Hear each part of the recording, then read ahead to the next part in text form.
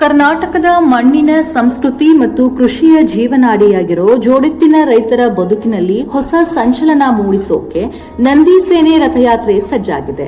ರೈತ ಬಸವತತ್ವ ಪುನರುತ್ಥಾನ ಮತ್ತು ನಂದಿ ಕೂಗು ಅಭಿಯಾನದ ಅಡಿಯಲ್ಲಿ ಹಮ್ಮಿಕೊಳ್ಳಲಾಗಿರುವ ಈ ಬೃಹತ್ ರಥಯಾತ್ರೆಯು ಕೇವಲ ಒಂದು ಪ್ರಯಾಣವಲ್ಲ, ಬದಲಾಗಿ ರೈತ ಸಮುದಾಯದ ಆರ್ಥಿಕ ಮತ್ತು ಸಾಮಾಜಿಕ ಸಬಲೀಕರಣದ ಮಹಾಕ್ರಾಂತಿಯಾಗಿದೆ.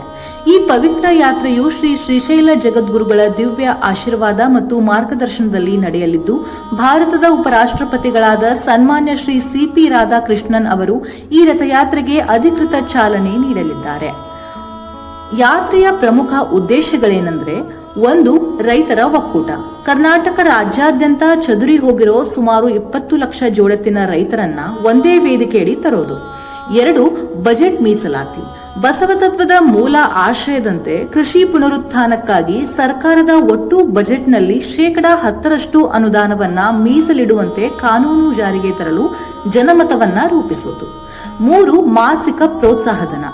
ಸಾಂಪ್ರದಾಯಿಕ ಕೃಷಿಯನ್ನ ಉಳಿಸ್ತಾ ಇರೋ ಜೋಡೆತ್ತಿನ ರೈತರಿಗೆ ಪ್ರತಿ ತಿಂಗಳು 11,000 ರೂಗಳಂತೆ ಪ್ರೋತ್ಸಾಹಧನ ನೀಡುವ ಯೋಜನೆಯನ್ನ ಜಾರಿಗೆ ತರೋಕೆ ಸರ್ಕಾರಕ್ಕೆ ಮನವಿಯನ್ನ ಮಾಡೋದು.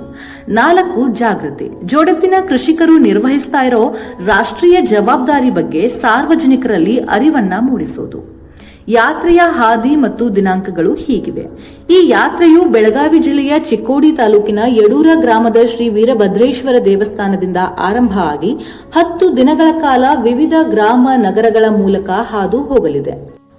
ಮಾರ್ಚ್ 5 ಯಡೂರದಿಂದ ಕಾಗವಾಡ, ಮಾರ್ಚ್ 6 ಕಾಗವಾಡದಿಂದ ಅಥಣಿ, ಮಾರ್ಚ್ 7 ಅಥಣಿಯಿಂದ ಹೊನವಾಡ, ಮಾರ್ಚ್ 8 ಹೊನವಾಡದಿಂದ ಮನಗೂಳಿ, ಮಾರ್ಚ್ 9 ಮನಗೂಳಿಯಿಂದ ಹೂವಿನ ಹಿಪ್ಪರಗಿ, ಮಾರ್ಚ್ 10 ಹೂವಿನ ಹಿಪ್ಪರಗಿಯಿಂದ ಹುಣಸಗಿ, ಮಾರ್ಚ್ 11 ಹುಣಸಗಿಯಿಂದ ದೇವದುರ್ಗ, ಮಾರ್ಚ್ 12 ದೇವದುರ್ಗದಿಂದ ರಾಯಚೂರು, ಮಾರ್ಚ್ 13 ರಾಯಚೂರದಿಂದ ಕರ್ನೂಲು, ಮಾರ್ಚ್ 14 ಕರ್ನೂಲದಿಂದ ಸುಕ್ಷೇತ್ರ ಶ್ರೀಶೈಲ.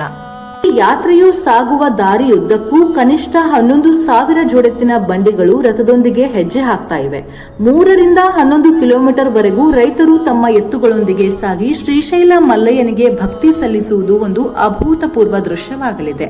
ಯಾತ್ರೆ ಕೊನೆಯಲ್ಲಿ ಶ್ರೀಶೈಲ ಮಲ್ಲಯ್ಯನ ಸನ್ನಿಧಿಯಲ್ಲಿ 1,008 ಗ್ರಾಮಗಳ ರೈತ ಪ್ರತಿನಿಧಿಗಳ ಐತಿಹಾಸಿಕ ಸಮಾವೇಶ ನಡೆಯಲಿದೆ. ನಮ್ಮ ಮಣ್ಣು, ನಮ್ಮ ಸಂಸ್ಕೃತಿ ಮತ್ತು ನಮ್ಮ ರೈತರನ್ನು ಉಳಿಸಲು ಈ ಮಹಾಯಾತ್ರೆಯಲ್ಲಿ ನಾವೆಲ್ಲರೂ ಹೆಚ್ಚಿನ ಸಂಖ್ಯೆಯಲ್ಲಿ ಪಾಲ್ಗೊಂಡು ಈ ಒಂದು ಕಾರ್ಯಕ್ರಮವನ್ನ ಯಶಸ್ವಿಗೊಳಿಸೋಣ ಅಂತ ನಾನು ಈ ಮೂಲಕ ತಮ್ಮಲ್ಲಿ ವಿನಂತಿಯನ್ನ ಮಾಡ್ಕೊಳ್ತಾ ಇದ್ದೇನೆ. ಸಂಪರ್ಕ ಸಂಖ್ಯೆಗಳು 9496620447, 9880762463, 9900582517, 9342280804. ಮಣ್ಣು ಉಳಿಸಿ, ರೈತರನ್ನು ಬೆಳೆಸಿ.